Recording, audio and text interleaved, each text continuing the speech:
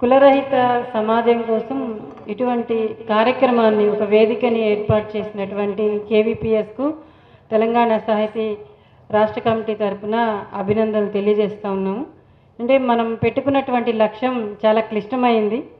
అయినప్పటికీ కూడా ఇటువంటి వేదికలు నిరంతరం ఒక ఉద్యమంగా దీన్ని తీసుకుంటే, ప్రజల్లో అవగాహన కల్పిస్తే, చైతన్యం కల్పిస్తూ ముందుకెళ్తే ఖచ్చితంగా మనం ఆ లక్ష్యాన్ని చేరుకోగలం. క్లిష్టమైంది ఎందుకంటున్నామంటే మనందరికీ తెలుసు, అది ప్రతి మనిషి రక్తంతో పాటే కులం మతం అనేటువంటిది మన అణువణువులో జీర్ణించుకుపోయింది. అది దాన్ని ఇప్పుడున్నటువంటి పాలకులు మరింతగా పోషిస్తూ ఉన్నారు, పెంచి పోషిస్తూ ఉన్నారు వాళ్ళ అవసరాల కోసము. ఇటువంటి కులం మతం అనేటువంటిది నిర్మూలించాలి అంటే ఒక సంఘము ఒకళ్ళు ఇద్దరు అది అనుకుంటే జరిగేది కాదు. ఇది నిరంతరం జరగాల్సినటువంటి ఒక పెద్ద ఉద్యమము, ఒక పెద్ద పోరాటం లాగా ఇది జరగాల్సిన అవసరం ఉంది.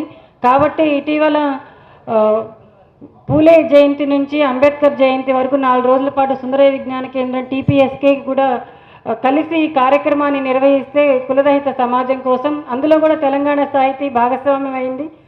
కవుల్ని పిలిచి కవి సమ్మేళనం నిర్వహిస్తే 50 మంది కవులు వచ్చి తమ కవితల్ని కులరహిత సమాజాన్ని కోరుకుంటూ తమ కవితల్ని వినిపించారు.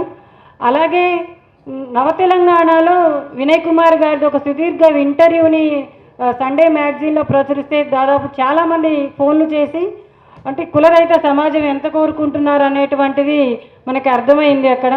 కాబట్టి దీన్ని మనం నిరంతరం తీసుకుని వెళ్ళడంలో ఖచ్చితంగా తెలంగాణ సాహితీ కూడా వెంట ఉంటుంది.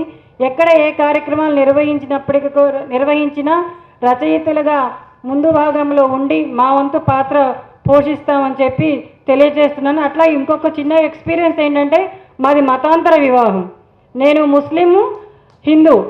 అయితే మేము ఎక్స్పీరియన్స్ చేసింది ఇంటి కోసం మేము చాలా స్ట్రగుల్ చేసాం, అద్దె ఇంటి కోసం. నన్ను చూస్తే చాలామందికి నేను హిందూనో ముస్లిం, క్రిస్టియన్నా ముస్లిం అని అర్థం కాదు, బొట్టు పెట్టుకోను కాబట్టి చాలామంది నా పేరు అడిగేవాళ్ళు. ఇల్లు రెంట్కి ఇచ్చేవాళ్ళు కాదు. 2009లో ఎదుర్కొన్నాను, నేను 2025లో ఎదుర్కొన్నాను.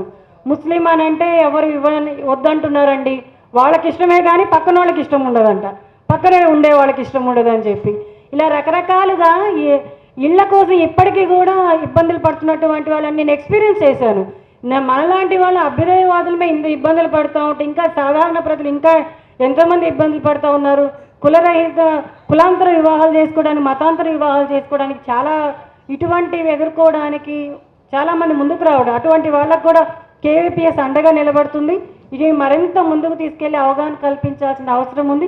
ఇది ఒక నిరంతర ఉద్యమంగా జరగాలని, అందులో తెలంగాణ సాహితీ కూడా భాగస్వామ్యం అవుతుందని తెలియజేస్తూ థ్యాంక్ యూ. సలీమా గారికి ధన్యవాదాలు. ఇంకా